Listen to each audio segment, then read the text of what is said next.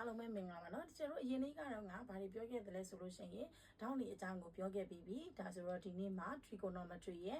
့ပထမဦးဆုံးသူ့ရဲ့အချိုးလေးတွေကိုစပြီးတော့ပြောပါမယ်အဲ့တော့ trigonometry ကမ်းမှာဘယ်ဟာကိုဥတည်ပြီးတော့သင်တာလဲဆိုရင်ကျတို့ down man တွေကို down metric ကမ်းမှာဦးစားပေးပြီးသင်တာဖြစ်တဲ့အတွက်ကြောင့်အရင်ဆုံးတချို့တို့ down metric ကမ်းလေးကိုအရင်ဆုံးဆွဲလိုက်ပါမယ်အဲ့တော့ down metric ကမ်းလေးမှာဒီမှာဆိုလို့ရှိရင်ဒီဟာလေးကို A B C လို့ဒီချက်ကမှတ်လိုက်မယ်ဆိုရင်ဒါလေးဒီ down man လေးပါအဲ့ဒီ down man ရဲ့မျက်နှာချင်းဆိုင်အနားကိုတချို့တို့ hypotenuse down man ကအနားလို့ခေါ်ပါတယ် hypotenuse down man ကအနားပါ down man ကအနားဆိုတော့ဒီချက်ကသူ့ကိုထလို့မှတ်ထားလိုက်ပါမယ် down man ကအနားပြီးရင်ကျတို့ဒီတောင်လေးကနေကြည့်မယ်ဆိုပါစို့အဲ့ဒီတောင်လေးကတီတာဆိုရင်ဒီတောင်မှန်ကန်အနာကတော့တီတာကနေပဲ C ဆိုတဲ့တောင်ကနေပဲကြည့်ကြည့်တောင် A ကနေပဲကြည့်ကြည့်သူ့ရဲ့တောင်မှန်ကန်အနာဆိုတာဒီဘယ်လိုမှမပြောင်းလဲဘူးဒါကြောင့်ဒါကိုတောင်မှန်ကန်အနာလို့ထားမယ်တီတာလေးရဲ့မျက်နှာချင်းဆိုင်အနာဒီတီတာကနေပြီးတော့ DBC ဒီ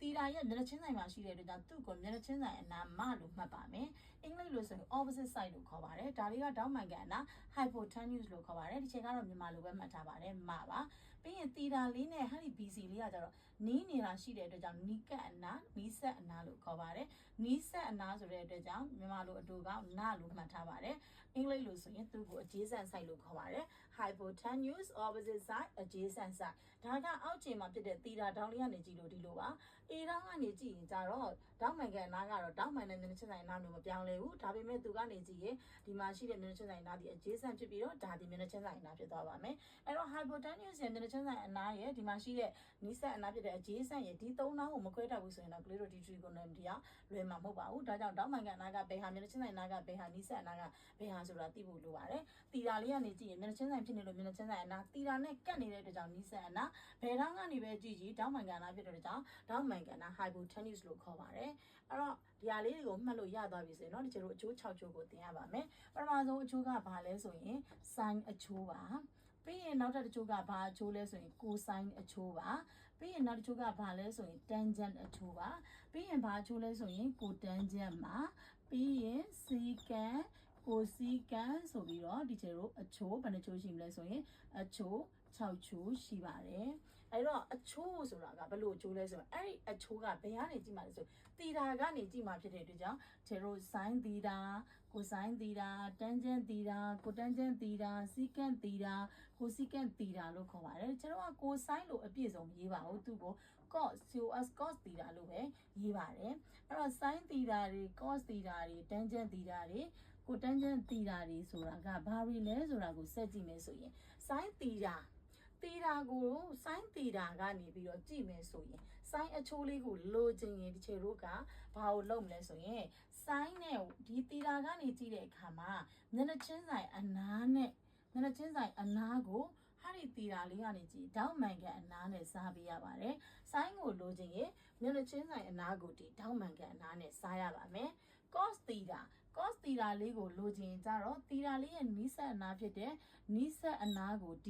ီဒေါင်းမှန်ကန်အနားနဲ့စားပေးရပါတယ်ဒီကျတော့ဒီ trigonometric ratio တွေမှာဆိုလို့ရှိရင်ဒီအချိုးလေးနှစ်ချိုးကိုရရင်ကလေးတို့ရပါပြီဒါကြောင့် sin ကိုလိုချင်ရင်မျက်နှာချင်းဆိုင်အနားကိုဒီဒေါင်းမှန်ကန်အနားနဲ့စား cos ကိုလိုချင်ရင်နီးစပ်အနားကိုဒီဒေါင်းမှန်ကန်အနားနဲ့စားရတယ်ဒီအချိုးလေးနှစ်ချိုးရရင်ရပါပြီပြန်ပြောပြပါမယ် sin ကိုလိုချင်ရင်မျက်နှာချင်းဆိုင်အနားကိုဒီဒေါင်းမှန်ကန်အနားနဲ့စား cos ကိုလိုချင်ရင်နီးစပ်အနားကိုဒီဒေါင်းမှန်ကန်အနားနဲ့စားပေးရပါမယ် sin တီတာဒီမျက်နှာဆိုင်အနားကိုဒီဒေါင်းမှန်ကန်အနားနဲ့စား cos တီတာဒီနီးစပ်အနားကိုဒီဒေါင်းမှန်ကန်အနားနဲ့စားဒါဆိုရင်ချေရင်ဒီနှစ်ခုပဲရသေးတယ်ကျန်တဲ့ဟာတွေဘယ်လိုရှာရမလဲโอเคကျန်တဲ့ဟာတွေကိုရှာတဲ့ဒီဆက်ပြောပြပါမယ်ကျန်တာတွေကိုရှာခြင်းတန်းကျန်တီတာတို့ဒီဘက်ကချိုးတွေကိုရှာခြင်းကျတို့ဒီအနားကိုဒီ tree ကန်ကိုမကြည့်တော့ဘဲနဲ့ဒီဘက်ကနေပြီးတော့ပဲရအောင်ရှာပါမယ်ဘယ်လိုကြောင်မလဲဆိုရင်ဟာဒီတန်းကျန်တီတာလေးကိုလိုချင်တဲ့အခါမှာခြေတို့ sin တန်မိုးကို cos တန်မိုးလေးနဲ့စားပါဒါဆိုရင်တန်းကျန်တီတာရပါမယ် sin တန်မိုးကို cos တန်မိုးနဲ့စားရင်တန်းကျန်တီတာရမယ်ဆိုတော့ sin တန်မိုးကမျက်နှာချင်းဆိုင်အနာကိုဒီဒေါင်းမှန်ကန်အနာနဲ့စားနီးစပ်အနာကိုဒီဒေါင်းမှန်ကန်အနာနဲ့စားဒေါင်းမှန်ကန်အနာချင်းဒေါင်းမှန်ကန်အနာချင်းကြည်သွားတဲ့အခါမှာသူဒီမျက်နှာချင်းဆိုင်အနာကိုဒီနီးစပ်အနာနဲ့စားတာဒီတန်းကျန်အချိုးပါကိုတန်းချက်အချိုးလေးကိုလိုချင်ရင်ကြတော့အဲ့ဒီတန်းချက်ရထားတဲ့တန်မိုးလေးကိုပြောင်းပြန်လှန်ပေးလိုက်ပါနီးစပ်အနာကိုဒီမျက်နှာချင်းဆိုင်အနာနဲ့စား secant တီတာကိုလိုချင်ကြတော့ cos တီတာလေးကိုပြောင်းပြန်လှန်ပေးလိုက်ပါကိုစီကတီတာကိုလိုချင်ကြတော့ sin တီတာလေးကိုဒီချေတို့ဘာလုပ်ပေးလိုက်မလဲဆိုတော့ပြောင်းမြန်လှန်ပေးလိုက်ရပါမယ်ဒါဆိုရင်ကလေးတို့အချိုး6ချိုးလို့ရပါပြီဒါကြောင့်ဆရာမကဒီချိုးလေး2ချိုးကိုပဲရအောင်ကြည့်လို့ပြောတာပါ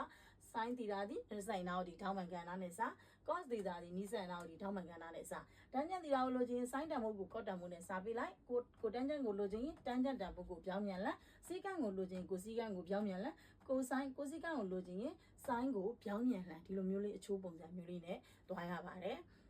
အဲ့တော့ဒါတွေမှတ်ရတာမလွယ်ဘူးဆိုလို့ရှိရင်ခြေတို့မှတ်နည်းအမျိုးမျိုးရှိပါတယ်ခြေတို့မှတ်တာတွေကတော့ပထမဆုံးနည်းကတော့မတ်နီထနီမဆိုပြီးတော့လဲခြေတို့မှတ်ပါတယ်မတ်နီထပြီးသွားရင်နောက်တစ်ခုကထနီမလို့လဲဒီခြေတို့မှတ်တယ်နီမဒီလိုလဲမှတ်တယ်ဒါမှမဟုတ်ဘူးဆိုလို့ရှိရင်လည်းနောက်တစ်နည်းရှိမယ် O A H AO ဆိုပြီးတော့လည်းဒီချိန်တို့မှတ်ကြပါတယ်အဲ့တော့ဆိုလိုချင်တဲ့သဘောကဒီမှာဆိုရင်သူက6တန်းရှိတဲ့အတွက်ကြောင့်ပထမဆုံးဟာဒီ sin ကနေစမယ် sin cos tangent cotangent secant cosecant sin ကိုလိုချင်မောက်ဒီထားနဲ့စ cos ကိုလိုချင်နောက်ဒီထားနဲ့စ tangent ကိုလိုချင်မောက်ဒီနားနဲ့ထားဆိုပြီးတော့ဒီပုံသင်နည်းတွေကလည်းယူလို့ရပါတယ် opposite side hypotenuse adjacent side hypotenuse ဆိုပြီးတော့ဒီလိုလေးလည်းမှတ်လို့ရပါတယ်ဒါပေမဲ့လို့ဒီချက်ကဒီနေရာမှာဒီလိုမျိုးမနီထနီမနဲ့မသွားဘဲနဲ့ဒီချက်မှတ်ပေးမဲ့နီးလေးတစ်နည်းရှိပါတယ်ဒါကတော့ကလေးတို့အလွယ်လေးပေါ့နော်ဒီချက်ကကလေးတို့မနီထနီမမရေးဘဲနဲ့ရမဲ့နီးလေးကိုဒီချက်ပြောပြမယ်ဘယ်လိုမျိုးလဲဆိုတော့ဒီချက်တို့အခု sin တန်ဖို့ဒီမထ cos တန်ဖို့ကနာထ tangent တန်ဖို့ကမနာကိုတန်းတမှုကနာမစီကံတမှုကဌာနကိုစီကံတမှုဒီဌာမဆိုတော့ဒီချက်ကအဲ့ဒီနေရာလေးတွေမှာတစ်မျိုးလေးထည့်လိုက်မယ် sin meta cos နဲ့ထိုးလို့ပြောင်းလိုက်မယ် cos နဲ့ထိုး tan mano cos no ma set ထနိုင်ကိုဆက်ထိုင်မယ်ဒီလိုမျိုးလေးမှတ်ပါမယ်ဒါဆိုရင်ကလေးတို့ဆိုရတာလွယ်သွားမယ်တန်းပြီးတော့မှတ်မိလွယ်မယ်ခြာရည်စရာမလိုတော့ဘူး sin meta cos neto damano conoma setana ko set time ပဲပေါ့ပြန်ဆိုကြည့်ပါမယ် sin meta cos neto damano conoma setana ko set time ပဲပေါ့အဲ့ဒီလိုအချိုးလေးတွေနဲ့ဆရာမတို့ကြက်ပါမယ်အဲ့တော့ဒီချက်ရမရလေးကိုဒီချက်နောက်တစ်ခေါက်ပြန်ပြောပြပါမယ်အဲ့တော့ဒီမှာဆိုရင်ဆရာမတို့ခုနကပြောသွားတဲ့အချိုးလေးပထမဆုံးအချိုးဒီဘာလဲဆိုရင် sin meta ပါ sin meta လို့ပြောချင်တဲ့သဘောတရားဒီ sin တောင်းကနေကြည့်သီတာတောင်းကနေကြည့်မယ် sin ရေချိုးလေးကိုလိုချင်တယ် sin meta ဆိုတဲ့အတွက်ကြောင့်နနချင်းဆိုင်အနားကိုဒီဓာတ်မှန်ကန်အနားနဲ့စားရပါမယ်နနချင်းဆိုင်အနားဒီ AB ဖြစ်ပြီးတော့ဓာတ်မှန်ကန်အနားဒီ AC ဖြစ်ပါတယ်ဒါကြောင့် AB ratio AC ပါ sin meta cos နဲ့ထိုး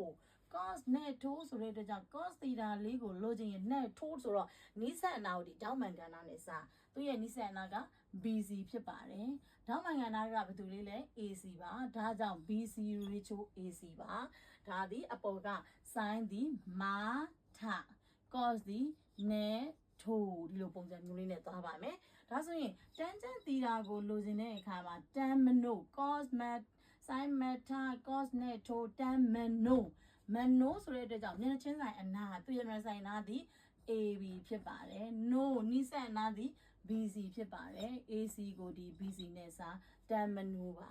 အဲ့တော့ချိန်ကပြောတယ် tan mano လို့မဆိုချင်ဘဲနဲ့ကလေးတို့နောက်တနည်းဘယ်လိုကြည့်လို့ရမလဲ sin တန်မိုးကိုဒီ cos တန်မိုးနဲ့စားလိုက်ပါအဲ့တော့ sin တန်မိုးကဒီမှာချေတို့ဘာရထားလဲ AB ratio AC ရထားတယ်အဲ့ဒီ gain ကို BC ratio AC နဲ့စားကြည့်လိုက် AC ကျမလုပ်သွားပြီကြည်သွားပြီအဲ့ဒီခါမှာအပေါ်မှာဘာကြမ်းမယ် AB အောက်မှာဘာကြမ်းမယ် BC AB ratio BC ဒီမှာလဲ AB ratio BC ဒါကြောင့် tangent ကိုကျက်စရာမလိုဘူးအပေါ်နှစ်ချိုးလေးမှတ်မိနေရင် tangent တန်မိုးဒီအပေါ်တန်မိုး sin တန်မိုးဒီ cos တန်မိုးနဲ့စားလိုက်ရင်ကျတို့ရသွားပါပြီဒါဆိုနောက်တဲ့အချိုးသုံးချိုးဒီလုံးဝမခက်တော့ဘူး tangent ကိုလိုချင်တယ် tangent ရသွားပြီဆိုကို tangent သီတာကိုလိုချင်ရင် tangent ရထားတဲ့တန်မိုးလေးကိုပြောင်းပြန်လှန်ထည့်လိုက် BC ratio AB ဒါမှမဟုတ်ရင်လည်းပဲကျွန်တော်တို့ tan mano cos no ma set ထနိုင်ထကိုဒီနားနဲ့စာ AC ratio BC ပြီးရင် cosecant theta is equal to